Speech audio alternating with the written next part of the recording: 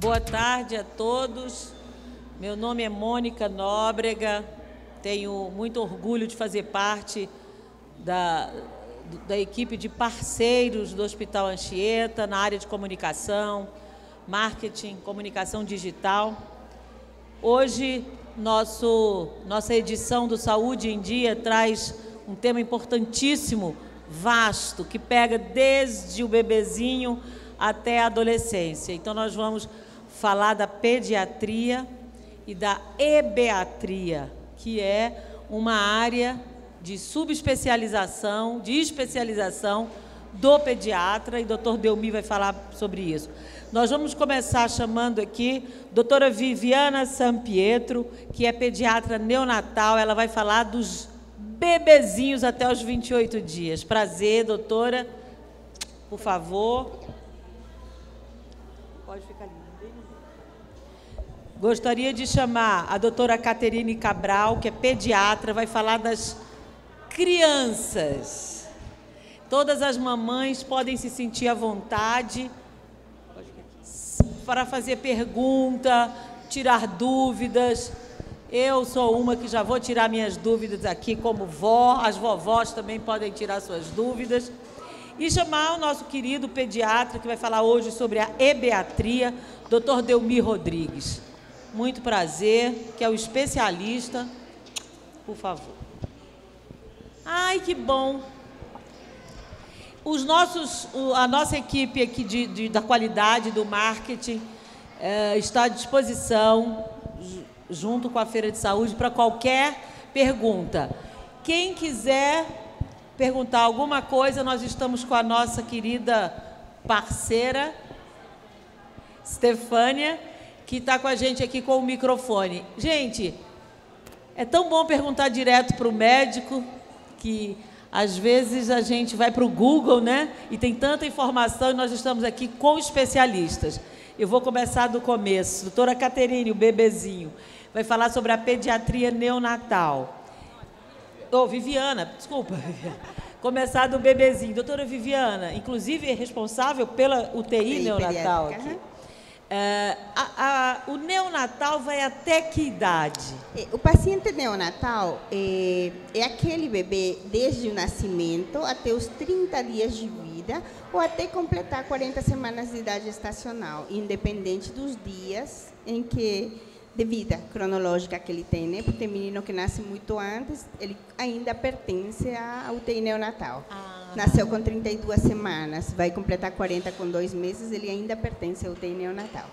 Agora, se o bebê não foi prematuro, nasceu normal, ainda assim ele é cuidado pela pediatra neonatal? Sim, a neonatologista se encarrega de cuidar das patologias específicas daquela idade, que são diferentes da pediatria, até o primeiro mês de vida. A colonização do bebê, quando ele nasce, e as defesas que a mãe proporciona para ele, mantém ele durante o primeiro mês de vida afastado das outras patologias comuns que tem um menino que já tem mais de um mês, que já frequenta outros ambientes.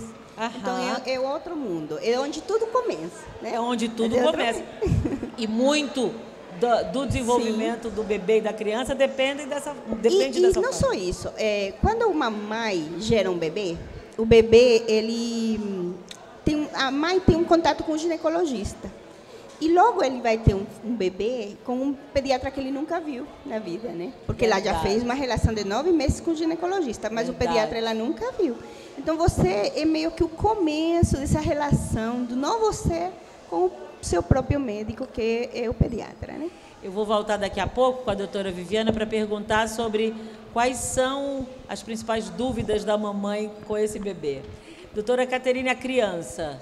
Bom, aí a partir de 1 mês, o pediatra, 2 meses, o pediatra assume essa função de cuidar. Quais são as primeiras atenções do pediatra com esse bebê ali de 2 meses, 3 meses? Assim, na verdade, a neonatal ele está muito voltada à UTI, né, e à sala de parto. O pediatra geral ele já pega desde o nascimento também. Então, geralmente ele recebe alta da UTI ou da enfermaria de maternidade e já vai para a consulta. A Sociedade Brasileira de Pediatria ela preconiza que a primeira consulta seja até 15 dias de vida. Então, o pediatra geral já atende esse paciente nos primeiros 15 dias. E aí os cuidados principais são o peso, o tamanho, saber se a mãe está amamentando, os cuidados, como dar o banho, as dúvidas, vacinas, justamente, o banho de sol, que a mãe chega muito crua, né? Principalmente quando é o primeiro neném, então ela precisa de muita orientação. Então nós vamos falar das várias fases. Bom, aí o pediatra vai até que idade? Até 20 anos, 20 anos. Isso é uma novidade, né? Muitas mães acham que meu filho fez 10 anos e agora vai para pediatra com 15 anos de idade, né? Então, aí agora nós temos uma informação importante que eu sei que muita gente desconhece essa área da pediatria, que é a ebeatria. E eu queria que o doutor Delmir falasse um pouco disso. É preciso ser pediatra para ser ebeatra? Boa tarde, Mônica. Satisfação enorme estar aqui novamente, trazendo informações sobre essa área tão importante que é a pediatria, né? Que engloba desde o recém-nascido, né, como já foi falado, aí só complementando a questão das fases, depois do primeiro mês de vida até os 2 anos, quando a criança ainda teoricamente está amamentando, a gente chama de lactente. Depois vem o pré-escolar, tá? Em torno de 3 e 7 anos, e depois o escolar dos 7 aos 10 anos de idade. A partir dos 10 anos a gente já considera adolescente, né? Então o adolescente vai até os 20 anos incompletos, sendo que, né, seria uma especialidade nova, entre aspas, apesar de a pediatria já está abordando, né, muitas características ali, particularidades do adolescente, porque é uma fase na vida do ser humano muito complexa, né? Você tem ali, você passa da infância para uma vida adulta, você sai, né, passa por um período em que você vai se tornar sexualmente reprodutivo, né? Tem que ter muita orientação, todo um transtorno psicológico acaba abalando muito, então assim, você tem que ter um especialista para acompanhar. Inclusive, a formação do pediatra, a residência médica, aumentou o período, que antes eram 2 anos, agora passou para 3, justamente por causa dessa inclusão, né, da medicina do adolescente, para poder especializar os pediatras gerais a acompanharem os adolescentes nessa faixa etária. Então é importante chamar a atenção para você que quer, que precisa, que gostaria, que acha importante e que é importante consultar com o seu filho, seu neto, adolescente, saber se o pediatra é especialista, se é um ebeatra. Importante consultar lá no site da Sociedade Brasileira de Pediatria, exato, se o pediatra ele tem uma formação, se fez residência, se tem prova de título, isso é importantíssimo, né? A gente visa muito isso para que possa ter uma assistência adequada. São 3 fases aqui de adaptação com o mundo e com ele mesmo. O bebezinho, né, que nasce prematuramente, o bebê até a fase escolar, pré-escolar. Na escolar é outra adaptação e adolescência. Nós temos uma pergunta. Como é o nome da senhora? Socorro. Dona Socorro. Pode fazer a pergunta. É porque eu tenho uma netinha de 2 anos e 7 meses e ela já come comida normal. Aí meu filho dá, quando ela vai dormir, o NAN 3. Aí eu falo para ele que eu acho que esse leite já é para, tipo, recém-nascido, que não serve mais para a idade dela. Talvez ele já poderia inserir o ninho. Aí ele, não, mas é o que mais se parece com o leite materno, não sei o que, não sei o que. Eu falei, tá, quando eu for no médico, eu vou perguntar, que eu vejo o médico passando, eu puxo pelo braço e vou perguntar. E outra importante, a doutora Caterine vai responder, é necessário se alimenta bem, com toda... Só de noite. Pois é, ela vai se é necessário, para que esse leite? Eu estou perguntando se é. O aleitamento materno é preconizado até 2 anos de vida, né? Então, se a gente consegue manter até 2 anos de vida, é o melhor alimento, mas naqueles casos que são necessários, a gente tem a fórmula infantil, que ela é melhor do que um leite de vaca, por exemplo, apesar de ser leite de vaca modificado, mas ele é acrescido com algumas coisas que vão servir para o desenvolvimento da criança. Na verdade, a gente tem 3 leites, o 1, 2 e o 3, mas a gente já tem agora os da criancinha pré-escolar. e escolar, que na verdade, a gente tem outras marcas, que não preciso citar aqui, mas assim, o NAN 3 seria de 10 meses até mais ou menos 1 ano de vida, 1 ano e meio. Depois disso, a gente tem outras fórmulas infantis, sim, que não só o ninho, a gente tem outras marcas que já são mais modificadas e melhores para essa faixa etária. Porque ela mamou. Sim, o leite, ele ainda é uma grande fonte de cálcio para a criança, né? Então, como é uma das coisas mais fáceis de dar para a criança como fonte de cálcio, ele pode ser usado sim. Ele só não deve substituir o aleitamento materno quando a gente ou uma refeição como a gente não deve fazer, né? Mas ele pode ser usado sim, não tem problema. Ele vai ser uma fonte de cálcio, desde que saiba ser usado com moderação, sem toda hora, né? Não, é só quando ela vai dormir ou de tarde ou de noite, ela fica pedindo leite, porque na verdade ela mamou até 2 anos e meio, 2 anos e 5 meses. É um alento para ela dormir. Aí a avó fica, né? Ela fica, eite. Obrigada, vovó. Obrigada, viu? Quais são, nós estamos abertos aqui às perguntas, qualquer uma delas, para qualquer fase da criança, desde o nascimento até os 20 anos incompletos, que o doutor Delmi está falando sobre a ebiatria. Doutora Viviana, quais são os principais cuidados imediatos com o prematuro? Como recém-nascido em geral, para a mãe que vai levar seu filho para casa, os primeiros 7 dias são terror e pânico. Eu sou capaz de cuidar do meu bebê, mas ele é tão frágil, mas o pai nem chega perto. Mas, meu Deus, o que eu faço? Tem coisas que são simples e que são dúvidas frequentes. O banho do bebê. Pode-se dar 10 banhos se a mãe quiser, mas só uma vez com sabão, porque resseca a pele. Então, quiser refrescar, ele está muito quente, mergulhar em água, pode, só não pode ser com sabão.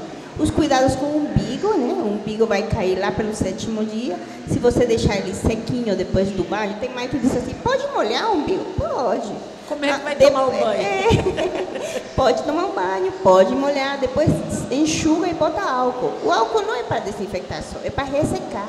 E aquilo lá, que era uma ferida redondinha, e fechando e formar um umbigo lindinho que todos os meninos têm depois. Então, são cuidados bem... Aí a mãe tem medo de mexer porque acha que dói. Não dói. Não dói o umbigo. Não dói. Olha aí. Um peso está em cicatrização, não vai doer, vai cair. Tem que manter limpinho. Se molhar com xixi, tem que limpar de novo. Outra dúvida frequente é sobre o aleitamento, né? As mães perguntam muito se tem que dar água para o bebê. Não precisa. Se o ambiente está muito seco, quem tem que beber água é a mãe.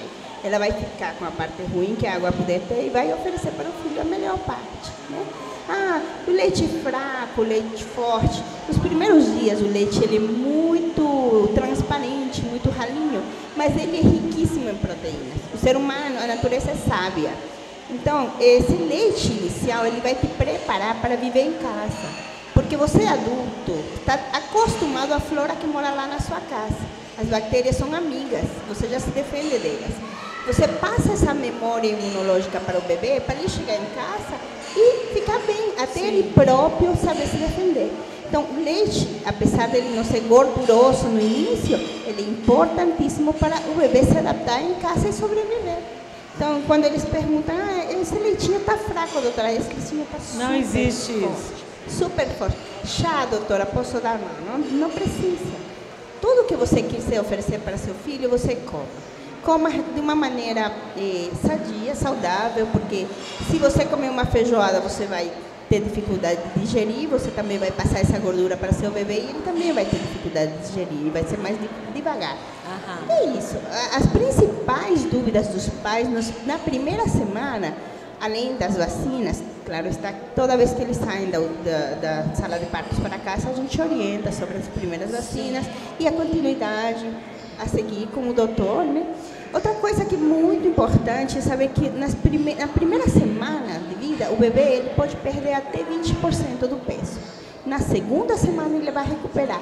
Eles nascem todos redondinhos e todo mundo acha, que carinha de joelho. Não é não, ele vai desinchar e vai se parecer com a mãe e com o pai.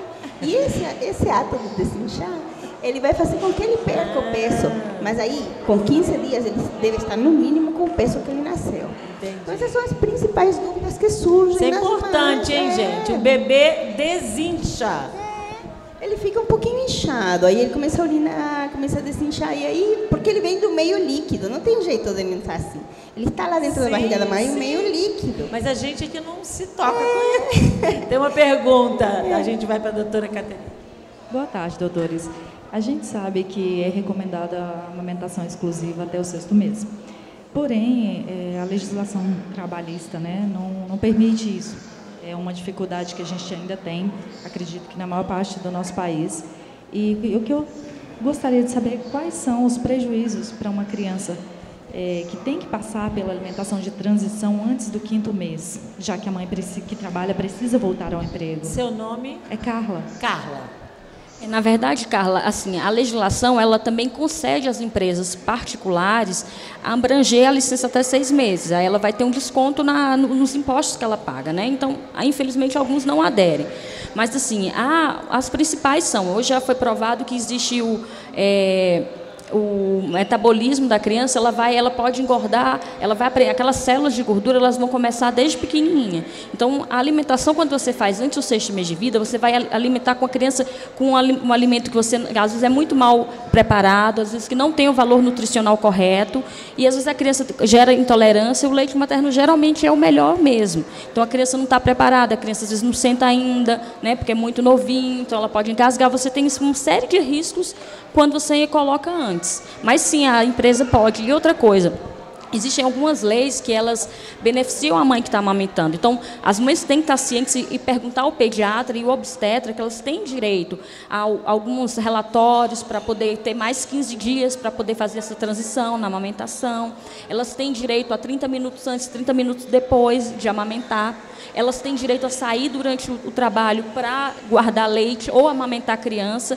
E a mãe também tem que saber que as empresas, acima, acho que, se eu não me engano, de 20 mulheres, elas têm direito a ter creches dentro do trabalho para poder cuidar das crianças. Então, é porque a gente não conhece a legislação brasileira, que algumas coisas a gente tem, a gente só não conhece. Nem faz uso delas. E nem faz uso, é verdade. Foi bom saber. Obrigada, Carla. Doutora, a criança, bom, vamos falar dela chegar em casa, vai se adaptar. Quais são as principais dificuldades ou a maior importância dessa adaptação em casa? E os principais sustos, assim, porque aí começa a gripe, amígdala, né? Enfim, desses cuidados dessa primeira infância. É assim, na verdade, assim, as principais preocupações, depois que sai lá da Viviane, eles vão chegar no consultório, a principal realmente dificuldade que eu vejo logo no bebezinho é a amamentação. Então, assim, é o melhor, mas algumas mães têm dificuldade. Às vezes não fizeram o curso de gestante que a maternidade aqui oferece para ter um primeiro contato, né? Então, às vezes a criança tem uma dificuldade, a mãe tem dificuldade de estar no peito, tem as lesões, então ela passa por esse momento. Depois disso, as próximas adaptações vai ser a alimentação, que foi a pergunta. Então, às vezes a mãe não tem um conhecimento ou não leva no pediatra para orientar como deve ser iniciado, para não ocorrer no erro alimentar, né? Isso também é mais comum depois que chega com 1 ano, que quando a gente faz a transição para a alimentação de casa, a mãe sempre pergunta, doutora, ela pode comer de tudo? Pode comer de tudo, desde que seja da forma correta. Porque às vezes a família tem um erro alimentar e a criança é inserida naquele erro alimentar. E o que é forma correta? A forma correta, a gente inicia com as papinhas, né? Tem a papinha de sal, a papinha doce, e a gente tem que lembrar que a criança tem que comer de tudo. A criança não tem restrição alimentar. Se ela não tem nenhuma doença, ela tem que comer de tudo. A partir de que idade? A partir de 6 meses, a gente vai introduzindo aos pouquinhos e até 1 ano de vida ela pode ter sido apresentada a todos os alimentos, né? Agora, o que eu falo no erro alimentar é o seguinte, às vezes a mãe quer dar só mingau, porque ela foi criada com mingau, ela quer dar o danoninho, ela quer dar o iogurte, que às vezes você não tem necessidade de introduzir numa certa faixa etária, tá? Aí depois dessa fase, vai ter, próximos dos 2 anos, vai ter as birras, né? As crianças começam a ter as famosas birras, é uma preocupação da mãe, né? Porque se joga no supermercado, grita, quer o brinquedo, então... Então, isso aí é uma característica de toda criança, não é assim, essa daí não, é uma característica. Inclusive, está saindo muita matéria na internet dos Terrible Twos, que é os terríveis 2 anos. Que é justamente, começa mais por volta de 1 ano e meio, e quando a criança se autoafirma, então a mãe tem que saber impor os limites para não ter uma evolução ruim. E aí porque é eles saber vão dizer ou não... Exato, porque é a adolescência da criança. Então, assim, todos vão passar. Agora, a gente tem que saber controlar, conduzir aquela criança para ela passar daquela fase de uma forma melhor, né? Porque todos vão passar por isso. E depois disso, a gente tem as doenças, né? Que aí você vai ter algumas crianças aqui em Brasília, como muita gente trabalha tudo longe, acaba entrando na escola um pouco mais cedo do que a gente gostaria, e acaba que entra em contato com as crianças que podem estar doentes, com os vírus, com outras bactérias, e aí acabam vai sério na adoecendo. escola. Exatamente. Aí eles começam adoecendo. Por isso que é importante manter o calendário vacinal, uma boa alimentação, seguir as orientações do pediatra, levar na consulta de rotina e não trazer só na emergência, justamente para a gente prevenir algumas doenças que nesse período que são muito comuns. Ok. Mais perguntas? Nós estamos aqui conversando com 3 médicos especialistas, doutora Cristiane, doutora Viviana e doutor Delmir. Doutor Delmir, quando é que começa a birra do adolescente, o choro do supermercado do adolescente? Conforme a criação, né, você já vai ter ali um adolescente um pouco mais birrento que outros, né? Mas normalmente o adolescente por si só já é um pouco revoltado, já tem uma questão de se afastar dos familiares para criar grupos, né? Então isso é importante, essa parte emocional, entender e saber lidar com isso. Tá? Mas a saúde do adolescente, uma coisa muito importante, começa já na infância, que foi muito falado, da questão do aleitamento materno, né, da alimentação adequada, que é justamente a saúde óssea, né? A gente hoje em dia visa muito isso. E com o desenvolvimento da puberdade, dos caracteres sexuais, o ser humano ele ganha, né, tem um pico de massa óssea.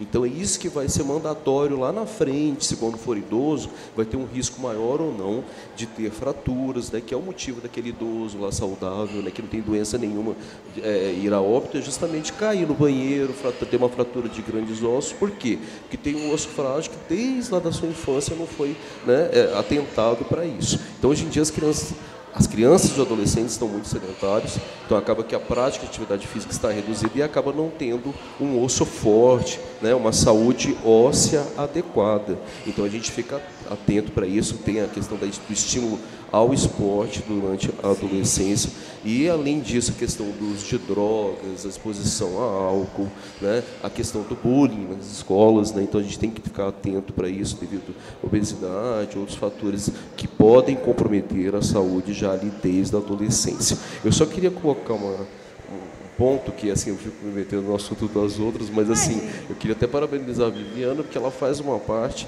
na pediatria que é fundamental, que é a neonatologia. Os índices de mortalidade infantil, né, reduziram drasticamente com a evolução da neonatologia. Então é um momento fundamental na vida do ser humano. E assim, muitos falam, mas naquela época fazia assim, assado, usava tal tipo, e não acontecia nada disso. Mas naquela época o pessoal não atestava o óbito das crianças, morria-se no interior, na zona rural. Sim. Então assim, você acaba que não tinha essas informações, hoje em dia nós temos. E as crianças estão tendo uma sobrevida melhor e maior, graças à neonatologia, e todos esses cuidados, o acompanhamento que tem que ser feito com o especialista, as consultas de rotina, que é o que a gente chama de puericultura. Por que é tão importante acompanhar no primeiro ano de vida, né? Eu sempre uso muito a comparação da questão do crescimento. Em momento algum da vida da gente, você vai normalmente a criança nasce com 50 centímetros, com 1 ano de idade está com 75, ou seja, ganhou 50% do que tinha 1 ano atrás. Nunca no restante da sua vida vai acontecer um estirão dessa forma. Então é nesse momento, por isso a importância da consulta mensal, né, no primeiro semestre, e depois continuar o acompanhamento conforme a orientação, e não só procurar em momento que está precisando de uma ajuda ali, numa urgência, emergência. Você sabe que o senhor chamou a atenção para uma situação que eu nunca tinha me atentado. Esse crescimento, a estrutura óssea nunca vai acontecer em outro momento da vida do ser humano. Então, por isso que é importante o acompanhamento. O sistema neurológico também, né? Então, o aleitamento materno parece coisa do terceiro mundo, mas o bebê, hoje, esse ano, saiu uma publicação no New England que mostra que a maior velocidade de crescimento do cérebro do recém-nascido se dá entre 37 e 40 semanas. Então, um menino nascer com 37 semanas, dizer que está a termo, não está. Ele vai precisar, ele vai perder aí 3 semanas de crescimento do cérebro, que vai precisar na frente para ir para a universidade, né? Eu sempre falo, eu cito um professor meu que dizia assim, leite de vaca é bom para bezerro, ele nasce, mama e tem que ficar em pé. Então, ele tem que ser forte. Mas, quando ele crescer, ele não tem que ir para a universidade. Leite humano não é bom para o menino ficar forte e ficar em pé logo, mas ele tem que crescer e ser inteligente para sobreviver. Se ele não estudar, ele vai ser degolado pela massa, né? Então, ele tem que ser inteligente. Então, o leite humano, até os 2 anos, ele vai proporcionar uns elementos que nenhum alimento, modificado ou não, consegue fornecer na proporção que o leite humano fornece. Então, a moça estava perguntando sobre quais as perdas de você introduzir outros alimentos. Leite. Hoje, as indústrias farmacêuticas têm investido muito em fortalecer as fórmulas infantis. Elas não são chamadas mais de leite, são fórmulas infantis. Existe uma diferença entre o leite ninho e uma fórmula infantil? Existe. Sim. Existe uma diferença entre você comer uma papa, mesmo que não seja com sal, que a gente chama de salgada, e tomar leite materno. Você está fortalecendo esse ser humano para ele sobreviver, porque esse é o objetivo do aleitamento inicialmente. E deixando o menino saudável, sem alergias, sem osteoporose, para que cresça, né? E sobreviva e cada dia tenhamos uma sociedade com uma meia-vida maior, né? E menos doente, né? Eu vindo para cá, uma pessoa que eu conheço, sabendo desse nosso encontro, me mandou uma mensagem perguntando, o neto dela tem 2 meses e desde o primeiro mês não dorme de dia, só dorme à noite. Pergunta se isso é normal e depois ele tem muito refluxo, se uma coisa tem a ver com a outra. Eu queria ouvir a opinião dos 3. Ele não dorme de dia e dorme à noite, ela acha ruim.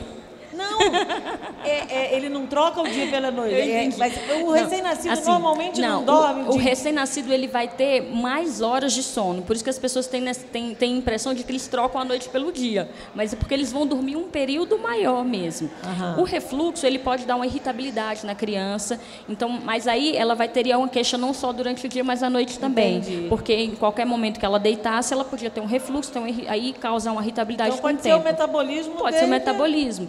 Assim, exatamente. O estímulo que a mãe dá para a criança, agora é certo que ele vai precisar de mais horas de sono. É isso que então, eu assim, estranho. Ele provavelmente deve ter algumas sonecas, ela só não está considerando no geral. Ele tem que dormir nos primeiros meses 12 horas. Elas podem ser contínuas ou elas podem ser juntas. Então, ela deve ser muito feliz porque ele dorme à noite. Os meus levaram 2 anos para dormir uma noite inteira. Normalmente, de 2 em 2 horas acorda, né? 3, 4 em 4. Inicialmente, mas tem casa que tem muita atividade, ele muito barulho. Ele dorme às 8, 9, 10 anos, às 5, 6 horas. Tá bom, é um alívio. Eu queria as suas considerações sobre o adolescente, os cuidados, as atenções, e quando é que ele deve ir procurar um ebeatra, a mãe levar, ou quando mais importante levar, ou quando ela acha que não... Porque normalmente diz, mas o meu filho está bem saudável, joga futebol, Para que eu vou levar ao médico? Quando e por que levar ao ebeatra? Normalmente, quando a criança, né, chega ali aos 10 anos de idade, já começa a ter algumas alterações hormonais que são importantes serem acompanhadas de uma forma precoce, desculpa. Justamente o desenvolvimento puberal vai começar ali a menina em torno de 8 e 13 anos de idade, o menino entre 9 e 14. Então, ou seja, a partir dos 10 anos seria importante ter uma primeira consulta aí com o pediatra geral ou, se tiver oportunidade, com o ebiatra. Tá? E aí, já para preparar o psicológico daquela criança quanto a essas alterações puberais, certo? A questão da estrutura, né, hospitalar e às vezes até mesmo ambulatorial não permite o atendimento do adolescente. A gente tem um preconceito muito grande daquele menino de 15 anos não querer ir num consultório pediátrico que vai estar cheio de bichinho, né, porque vai ter um monte de criança. Então, assim, a gente tem que partir desse princípio de mudar um pouco a consciência das unidades hospitalares e das clínicas de pediatria, né, saber que tem que atender o adolescente. Isso já era para ter acontecido, porque desde 2006 já se considera, né, a adolescência até o final dos 20 anos, desculpa, 19 anos incompletos, né? Então, a partir do momento que se estruturar melhor, que ter essa consciência, o pediatra vai ser mais procurado, o pediatra, né, vai ser mais procurado pelo adolescente. E aí acaba que vai ser um transformador ali de opiniões, né? Vai ajudar a lidar com esse momento, né? Com essa fase da vida, que muita gente às vezes tira de letra, não tem muito problema, mas a maioria dos adolescentes hoje em dia tem. A pediatria mudou um pouco o contexto, né? Há 20, 30 anos atrás, eram muitas doenças infecto-parasitárias que a gente lidava. Hoje em dia tem as doenças psicológicas, psiquiátricas, que tem que ficar atento, né? A gente tem grandes índices aí de suicídio durante a adolescência, às vezes por motivos, né, banais, que você poderia ter abordado de uma forma, né, profilática e evitado o mal maior. Tá? Existe a questão do sigilo, né? O pediatra, o ebiatra, ele vai atender o adolescente, e, em certas ocasiões pode não ter o acompanhamento ali do pai ou da mãe, mas a partir do momento que ele observa que tem algum risco para aquele indivíduo, ele vai ter que comunicar o responsável, tá? Principalmente na questão de gravidez, né, precoce, da questão de orientação sexual, a questão de doenças sexualmente transmissíveis, isso tudo tem que ser abordado na adolescência. É um mundo. A senhora quer falar? Não, eu vou falar uso de drogas, né, porque é muito comum. Não muito pode comum. E também assim, a frequência, geralmente uma consulta por ano, a criança ela tem que fazer, principalmente o adolescente, se não tiver nenhuma alteração, ele pode ficar uma vez por ano mesmo. Mas se não, né? Normalmente recomendo assim, um acompanhamento um pouco mais. É uma coisa importantíssima, porque é uma fase em que o menino está lidando com muitas mudanças. Primeiro, ser aceito pelo grupo. Aí, a depender do apoio que ele tem em casa, ele vai querer ser aceito pelo grupo usando álcool, vai querer ser aceito pelo grupo usando drogas, ou vai querer ser aceito pelo grupo sendo magro e bonito. Dependendo de como você trabalhou essa psique do bebê, do menino com 8, 9, 10 anos, o que você valoriza nele, ele pode crescer achando que ele só vai ser bem aceito se ele for magro. E aí nasce uma bulimia.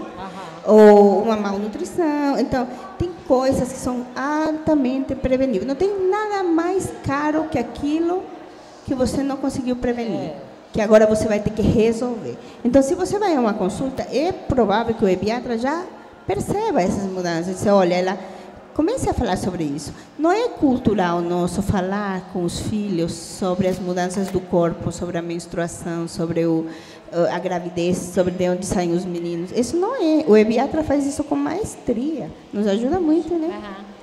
É o que eu sempre falo também. Nós estamos cuidando de pessoas que vão viver 100 anos. Né? Mas para que viver 100 anos se não viver com saúde? Então, existe a medicina preventiva e a medicina curativa. A curativa é o que o hospital faz quando a pessoa está doente. Nós trabalhamos com a medicina preventiva. A gente quer evitar que se tenham adultos doentes. Então, tem que acompanhar em todas as fases de forma adequada.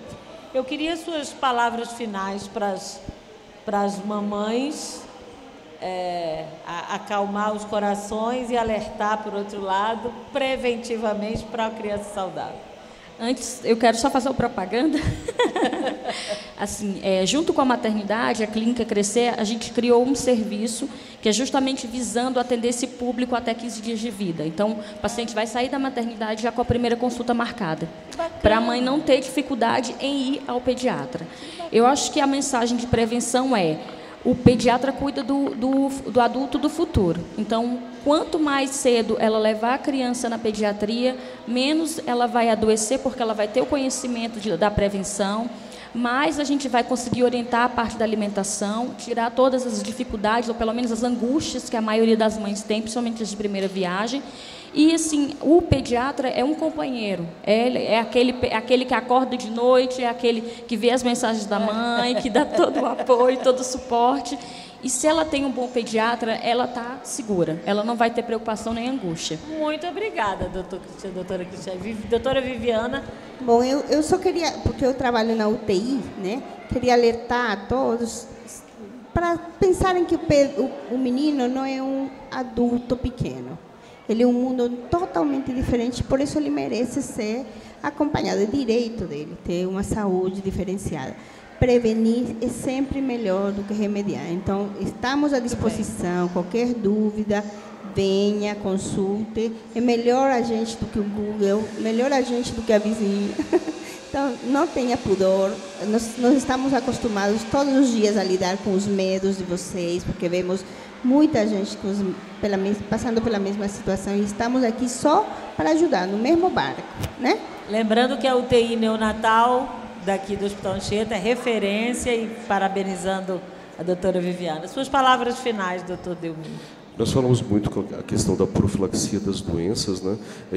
Só que essa profilaxia tem que ser feita e orientada por um profissional adequado. Então, tem que enfatizar bem essa questão da formação do pediatra, que hoje em dia está sendo melhorada, né? Nós aumentamos o período da residência médica, nós estamos tendo uma prova de título que está sendo feita de forma seriada, ou seja, a pessoa vai lá, faz o primeiro ano de especialização, já faz uma prova, segundo e terceiro. Então, assim, não é qualquer médico, qualquer especialista que vai ter uma prova de título, que vai ter o gabarito suficiente para cuidar das crianças. Porque, foi bem colocado pela Viviana, não é um adulto em miniatura. Todas essas fases têm as suas particularidades, por isso existe essa classificação, para a gente evitar que as crianças, né, tenham aí acesso a medicamentos que não são adequados, doses errôneas, orientar de forma adequada sempre. Então, os pais que querem uma segurança maior têm que procurar um profissional adequado, e com certeza é o pediatra.